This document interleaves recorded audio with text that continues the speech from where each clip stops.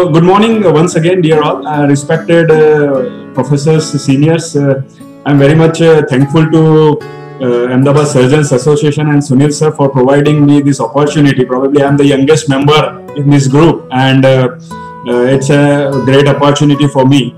First of all, I would just introduce my new hospital. It's Endovasc Hospital. We shifted to Ashram Road near Wadaj just before 6 months, and it's an exclusive center for veins and vascular surgeries. Today I would be discussing on management of vascular compromise in non-healing wounds. So as we all know, it's limb salvage has been always a challenge, and it's not a one-man show, it's a teamwork, as madam also discussed. Why we would be seeing in next few slides. So this is a young girl who was referred to me 1 month back, 22 years old girl with a bad infected wound and non-healing in nature since almost 4 to 5 years. And if you see, she has you can see some vicryl tie. Somebody tried to debride it and ended up in massive bleeding, and patient's hemoglobin became 4.5. There are bleeding areas, and a lot of interventions were done in this case. Patient had a deformity, and after debridement they would have seen that patient has multiple AVM. The AV communications are ranging from iliac artery up to the toes, and then these kind of patients inform that the limb salvage is really can be a challenge. We'll see what we did in this case. So wounds and vascular surgeons are definitely connected. Being a vascular surgeon, we see patients coming up with peripheral arterial disease. They have atherosclerosis, Buerger's disease, or diabetic peripheral vascular disease. They may have venous insufficiency in form of post-thrombotic syndrome or valvular incompetency, reversal, or mixed of them.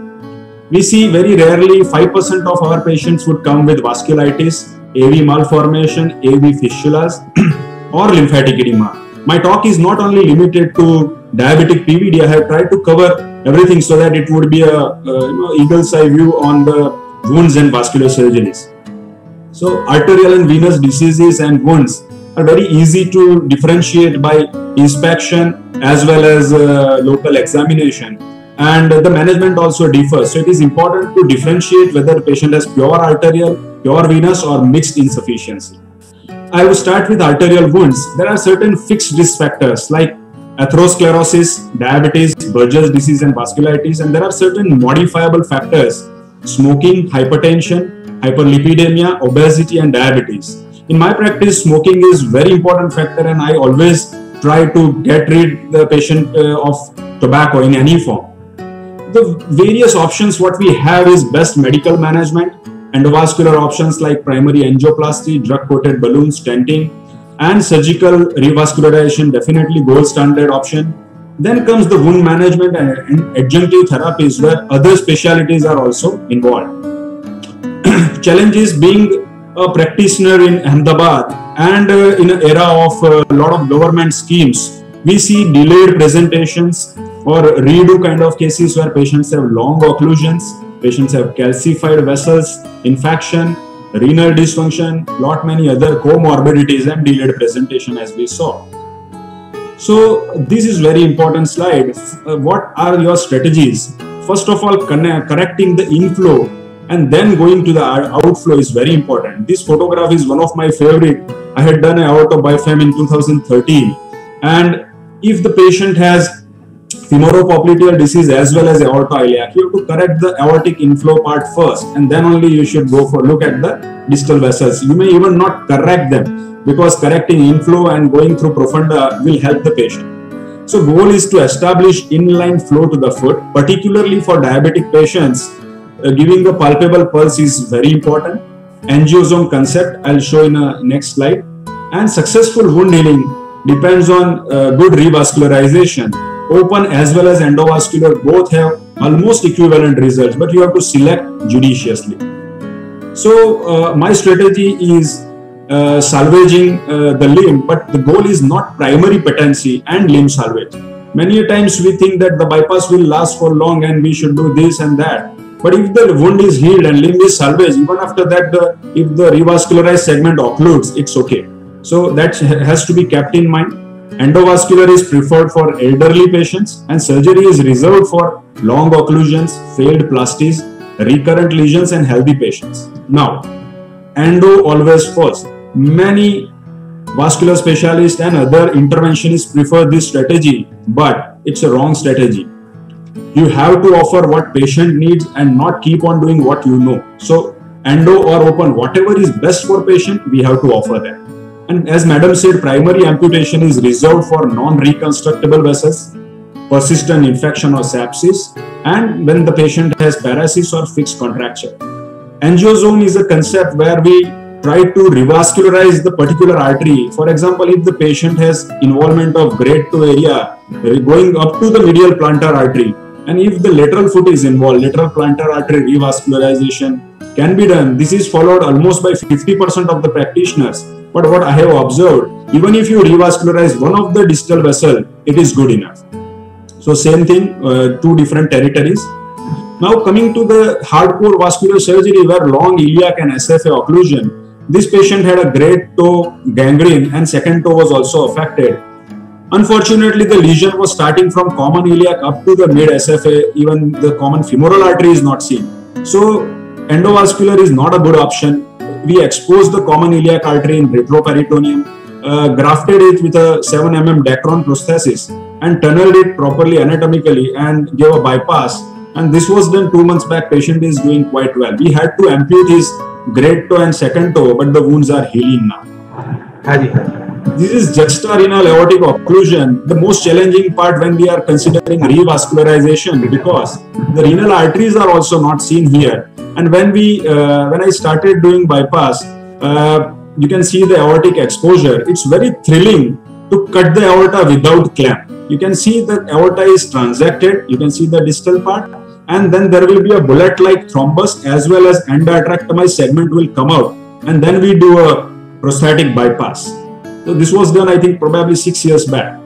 Now coming to the infrainguinal part, where you can see a long SFA is occluded, even popliteal and tibioperoneal trunks are bad. In these kind of patients, what I feel is giving a long bypass using the vein is very important.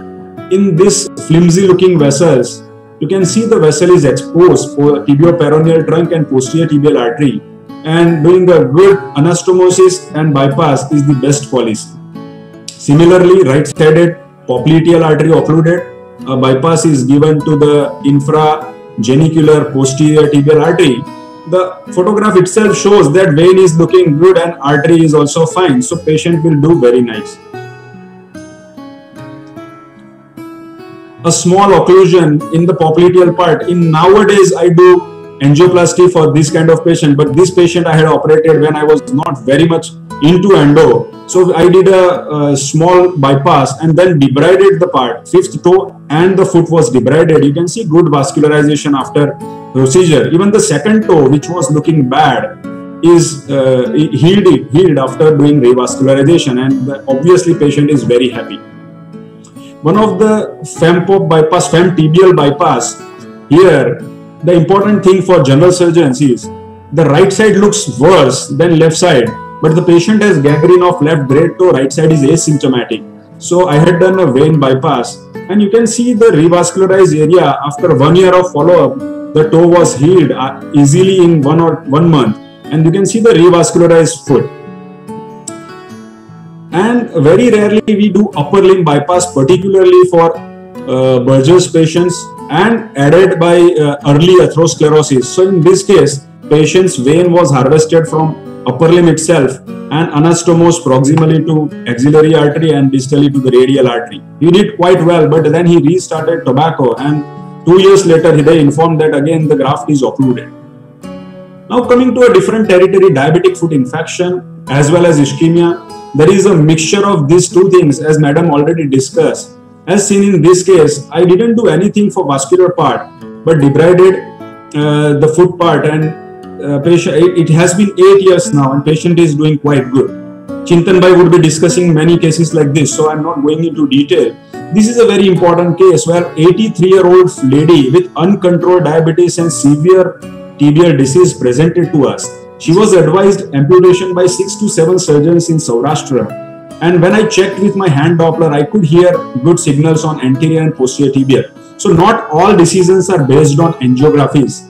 Here there is a favorite sign. The 3 red granulating spots is my favorite site, and we debrided that wound. Next day the wound was not looking good, and we went on to VAC, negative pressure wound therapy. And with 8 VAC and good antibiotic and antiplatelets, patient recovered well. Then plastic surgery, skin grafting was done, and limb was salvaged. Now one last diabetic foot case where patient had a severe tibial disease and 3 toes were gangrene. Here below knee angioplasty was done. This is a very tricky scenario where we do plasties, but we have to explain that it may or may not work. But we try our best to do revascularization in this area. And as seen in this case, there are now dedicated below the knee balloons and hardware is available, and we are seeing good results. You can see the result after 2 weeks. 4th post-op week, you can see the granulation has started, and almost in 1.5 month time, patient is ready to go for either grafting or this healed actually without any intervention. So it healed primarily.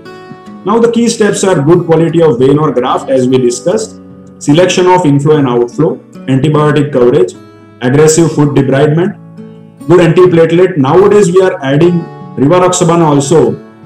That is a dual pathway inhibitor. Along with aspirin, we give Xarelto 2.5 mg, which works very nice for this kind of patients. And yes, adjuvant therapies like surgical debridement, advanced wound care, hyperbaric oxygen, Artasist, and podiatrist support.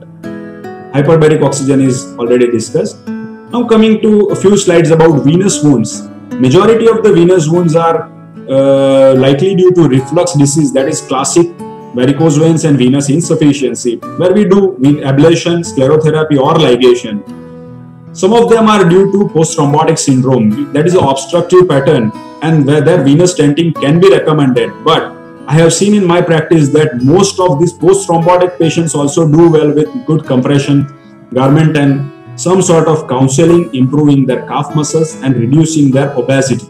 So not all venous obstructions are dealt with venous stenting, which is it's a misnomer in community or patient that this vessel is occluded and open it up. It's not necessary, because venous stenting has very high risk of getting re-occlusion. So we have to offer very judiciously.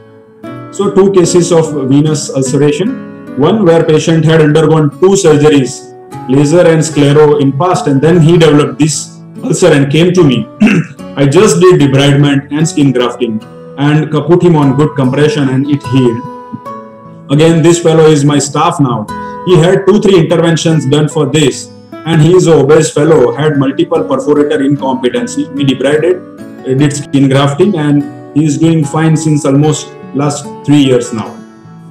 A case of post-thrombotic syndrome with superadded infection. Debridement was done, anticoagulant was started, and the patient's wound healed with VAC and skin grafting. So in majority of the venous part, role of vascular surgeon is to correct at the local level problems, and compression, elevation, reduction of obesity and calf pumping, as I discussed, will help. This fellow had an infected wound, came from Hyderabad. We did debridement and the wound healed very nicely. Now, this is a very rare kind of scenario where vasculitic ulcer, this wound looks like mixed of venous insufficiency and vasculitis, but it didn't respond to standard compression therapy. And we took a biopsy from the wound, which came as vasculitis. We started him on steroid and the wound healed very nicely. Now, coming back to the first problem where we started, what we did for this patient. So I tried doing angiography again, supposing somebody has missed something, but it was almost impossible to put glue or coils at all the places. She had lost a lot of money and they requested do something. I thought what I can do to save this girl, because otherwise she was going into depression. And one fine day, compression came to mind, and we just started doing compression, bandaging, and within I think 6 to 7 dressings, you can see the wound is so nice. It will heal. I think this photograph is 1 week back, and now I am very sure that this girl's wound will definitely heal. Yeah, she will need to use compression bandaging for lifelong, because these AV communications are not taken care of, and there is a fixed deformity, but even doing amputation was not a good option because of the AV high flow. So not all candidates have to be offered surgery. Not doing vascular surgery also is an option to heal certain wounds. Coming to the conclusion, limb salvage should be accepted as a responsibility. Initial detailed evaluation is the most important thing. Team approach definitely helps. Judicious use of multiple adjuvant therapy might be required, and newer technologies help, and they should be accepted properly. Let's save limbs and lives. Thank you. Thank you, Sujal.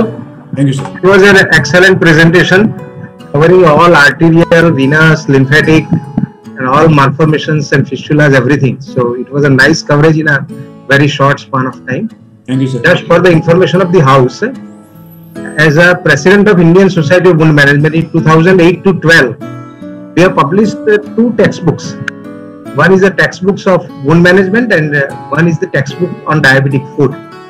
And House can utilize that. It is available on JP Brothers, and it was written by V.K. Shukla, the past president at that time, and he was from Banaras Hindu University. Any questions from anyone? Any participants?